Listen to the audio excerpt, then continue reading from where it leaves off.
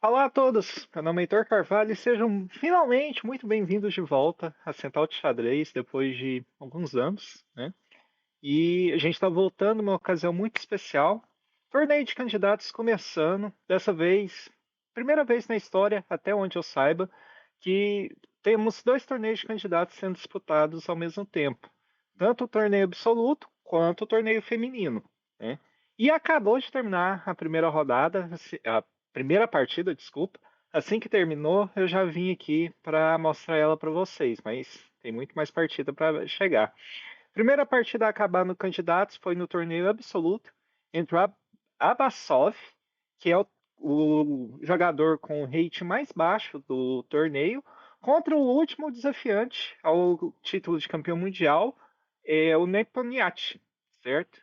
E nós tivemos uma partida relativamente rápida, 2 horas, né? São partidas muito longas porque xadrez pensado. E o Abasov começou com D4. Objetivo simples, né? Dominar o centro. Ele ocupa a casa D4 e também dá sua influência nas casas E5 e C5. O Nepo continuou com o cavalo F6, C4, consolidando ainda mais o seu domínio central.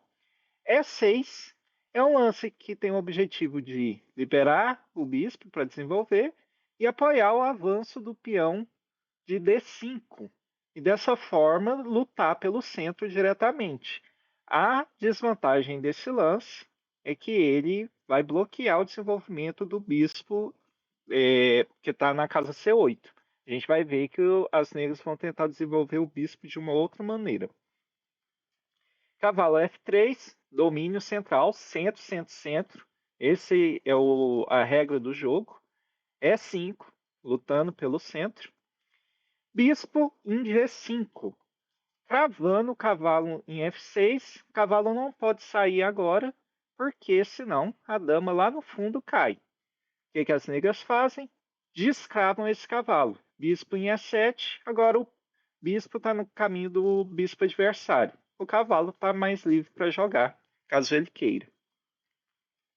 E3, agora que as brancas liberaram o bispo aqui de casas escuras, é hora de desenvolver o bispo de casas claras, certo? Então, E3 tem esse objetivo de liberar o bispo e de quebra também apoiar o peão de C4. Ele está aqui nessa pressãozinha do peão negro de D5. E aí, as negras fazem o quê? H6. Esse lance é basicamente perguntando para as brancas: e aí, o que você quer da vida? Porque o bispo, se ele não for cutucado, ele vai ficar aqui, tipo, atrapalhando as peças negras, né? Sempre vai ter que ter uma peça aqui escondendo a dama. Se a dama sair, pode ser que esse bispo caia em algum momento. Então, as negras falam: olha, você está numa casa muito confortável, mas eu não quero que você fique confortável. O que você vai querer fazer? Você vai querer trocar seu bispo pelo cavalo, ou você vai querer voltar com esse bispo e deixar ele numa posição um pouco menos confortável? Porque aqui ele está tendo uma influência também nessa diagonal. Essa diagonal não está acontecendo nada, né? Bem, as brancas falaram: não, vou ficar por aqui, estou feliz. E aí as negras então seguiram com peão toma C4, bispo toma C4, C5. Qual que é o objetivo aqui? As brancas estavam muito felizes dominando o centro. Então as negras começam a pressionar esse centro branco, certo? Cavalo F3, desenvolvendo peça. Peão toma peão, peão toma peão. E aqui a gente chega no momento importante da partida.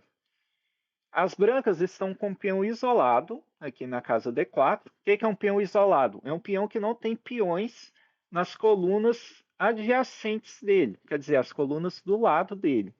Esse é um peão que a defesa é um pouco mais difícil, porque é bem simples você defender um peão com outro peão. Nenhuma peça vai querer capturar um peão desse, porque um peão vale um ponto, uma peça vale no mínimo três, né? Agora, esse peão aqui vai precisar ser defendido por pelo menos uma peça. No caso, ele está sendo defendido por um cavalo e por uma dama.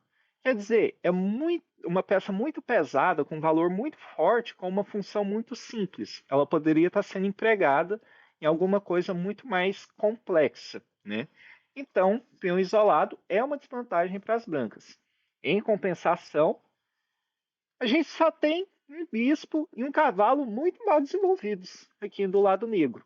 Todas essas peças negras ainda precisam desenvolver, quer dizer, precisam ir para a partida, elas ainda estão no banco de reserva, né? As brancas não, já desenvolveram 4 peças, a dama já está relativamente bem posicionada aqui na sua posição de início, as torres também já estão entrando em jogo, então a gente tem essa situação no xadrez que é o desequilíbrio de forças, como diria o Suleiman. Me fugiu o nome, me desculpa, estava estudando no livro do Suleiman, e ele fala muito desse desequilíbrio de forças. A partida de xadrez é assim, gente. Você abre mão de uma coisa para tentar algo melhor. Então, as brancas estão concedendo um peão isolado para tentarem conseguir esse desenvolvimento mais rápido das suas peças para liquidarem com as negras, certo? Cavalo C6, as negras estão atrás no desenvolvimento, então é hora de tentar desenvolver essas peças. Roque, roque, torre em E1, já indo para uma posição central, igual eu falei mais cedo, centro é o tema do jogo. A6, com que objetivo? Bem, vocês estão vendo que esse bispo aqui não pode vir para cá, né?